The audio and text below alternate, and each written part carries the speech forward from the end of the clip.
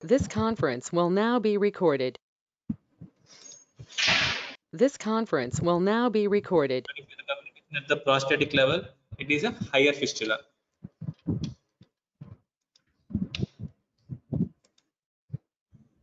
And rectobladder fistula, these are the higher. This is the high malformation. There is communication with the bladder, and the complaints are almost similar to a rectourethral fistula. And the problem is that, and the benefit, the problem is that these surgeries cannot be done via the perineum, and these need a transabdominal surgery. The prior conditions can be approached via the perineal, the surgically approached via the perineum, whereas rectobladder fistulas, they might need an abdominal surgery.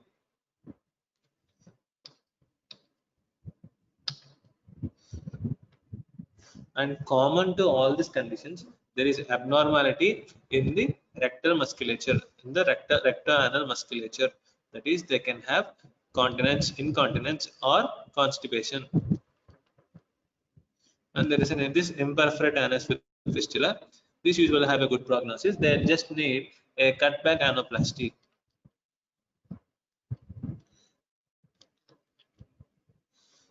And coming to the rectal atresia, along with the anus, the rectum is also atretic, and this might need a complex surgeries like they might need initial colostomy followed by colonal reconstruction.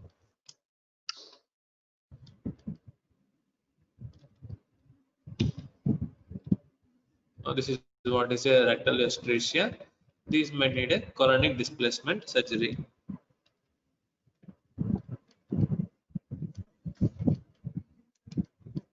Coming to the rectoperineal fistula,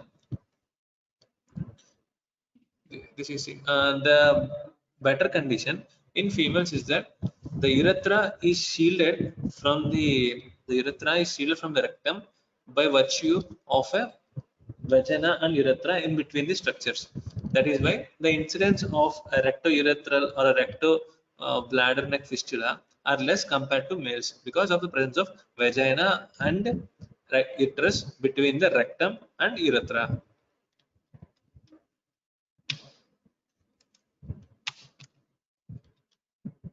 See, this has shielded, so there is less chance of communication between the rectum and bladder neck or urethral fistulas. Coming to the rectovestibular fistula, which I have told you, this is the most common type of fistula in females.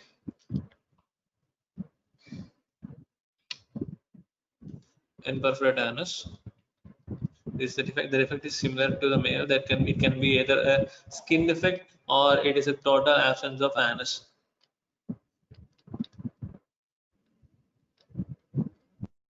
Rectal atresia. And this there is persistent cloaca. In the persistent cloaca, there is no there is a no there is no septum, urorectal septum between the uterus and rectum. The communication is common. So these conditions, so these patients might need a complex reconstruction. They need reconstruction of the genital canal as well as the anorectal canal.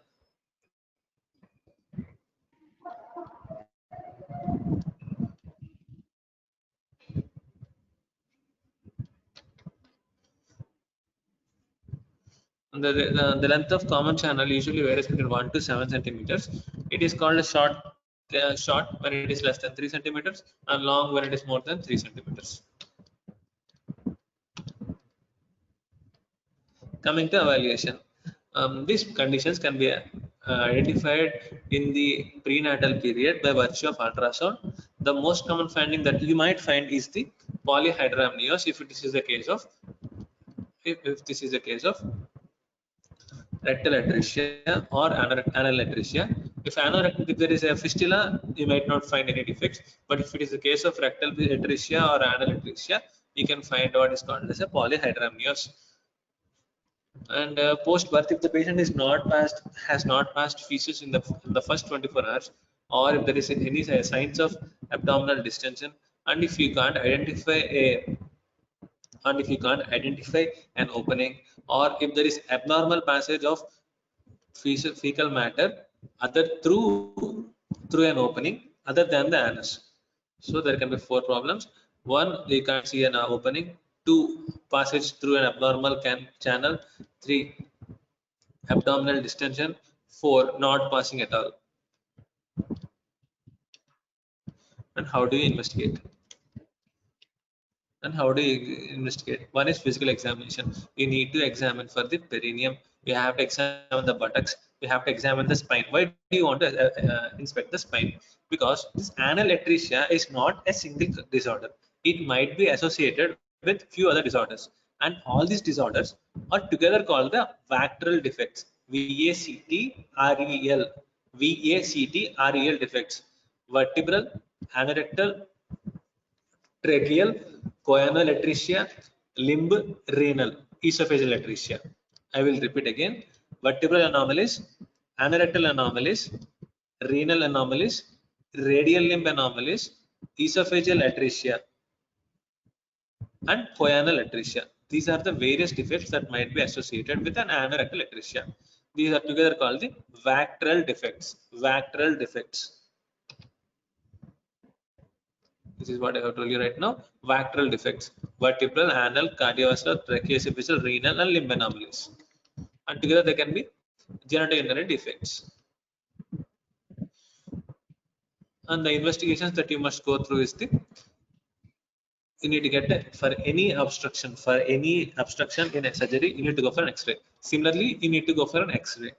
And in this case, the X-ray is called a invertogram. Invertogram. Usually, in normal patients, we need the patient to stand or sleep. You need the patient to be in standing position or in a supine position. And in children, it is the child should be hung upside down. That is why it is called a invertogram. The child is held upside down. That is why it is called invertogram. And the image that you are seeing right now is a cross table X-ray, cross table lateral radiography. The patient is made to sit in a prone position, and X-ray is made to pass through the lateral part. The X-rays are exposed to the lateral part. That is why it is called a cross table X-ray. And you can go for an ultrasound of the abdomen, ultrasound of the spinal cord, renal ultrasound, voiding cystourethropy, right tube placement, echocardiography, CT and MRI. The other investigations are to assess for the other defects are in the vactral group. And this is the invertogram. Invertogram. You can see the invertogram. And this opaque structure is a coin, is a radio opaque coin. Why do you need to use a radio opaque coin? This helps you to know whether the defect is at the high or low or at the intermediate level. Is the high or low or the intermediate level? And there is something called the line that you are seeing is the pubococcygeal line. Pubococcygeal line. If the defect, if air has passed beyond this pubococcygeal line, it is a low type. If it is between the pubococcygeal line and the eye line is which is that passes through the sacrum. Eye line passes through the sacrum. Pubococcygeal line joins the coccyx, upper part of coccyx and the pubis. And if it is between the PC line and eye point, it is the intermediate type. And if it is above the eye point, it is low type. If it is above the pubococcygeal line, it is the high type. You can see all these defects in here. This is a high type of defect. You cannot see a hair till here. This one is the coccygeal bone. This is the coccygeal bone. This is the sacral bone. It is almost above the pubococcygeal line. That is why this is a high defect. Here it is passed beyond the eye line. This is a low defect. This is a low defect. And here the air is just at the M line. M line. It is the This is the M line. This I line and M line nothing, but M line is at the sacrococcygeal joint. M is at the sacrococcygeal joint, whereas I is at the tip of the coccyx. I is at the tip of the coccyx. And if there is abnormal communications, you can see air in the bladder. You can see air in the bladder.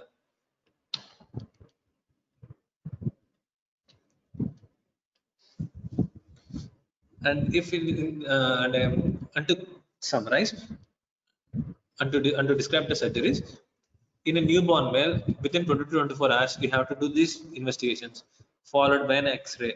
And if it is a perennial fistula, you go for an anoplasty. Anoplasty is nothing but you divide the fistula and reconstruct the sphincter mechanism. If the rectal gas is below coccyx and there is no associated defects, you go for what is called a posterior sagittal anorectoplasty. Posterior sagittal anorectoplasty is that you cut the perineum from coccygeal joint to the defect and you again reconstruct. And you can do this with or without a colostomy. Why do you want to need a colostomy?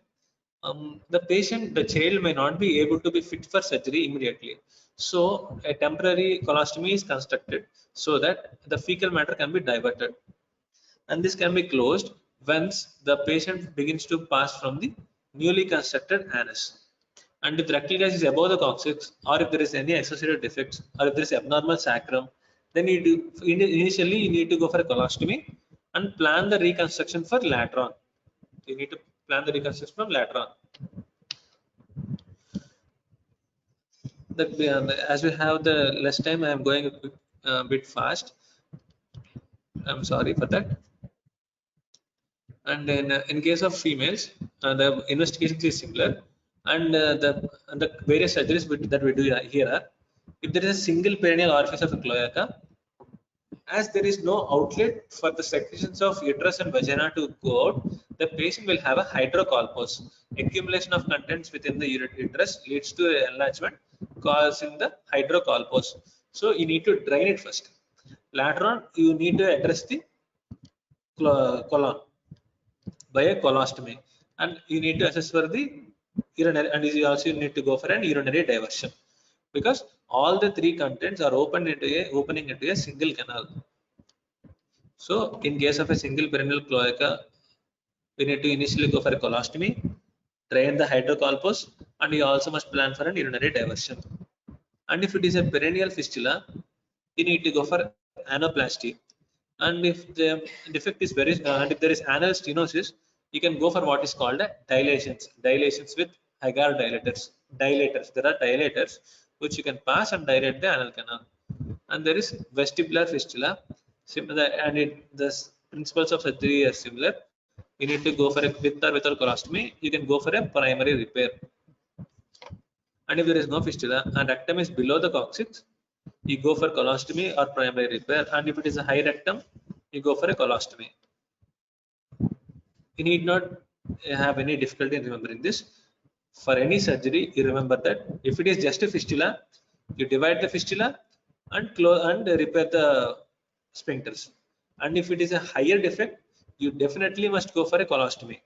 And if it is a low defect, you can either do a colostomy or not, and just need to repair the defects.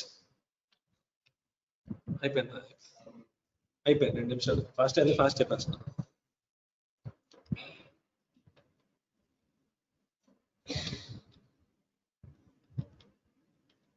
Okay, in the next class I will go through this again.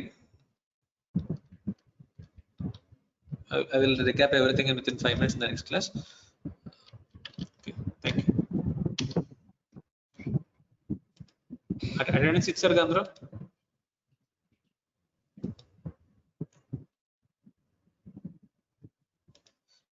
Attendance తీసుకుంటారు. Okay, thank you. Have a nice day.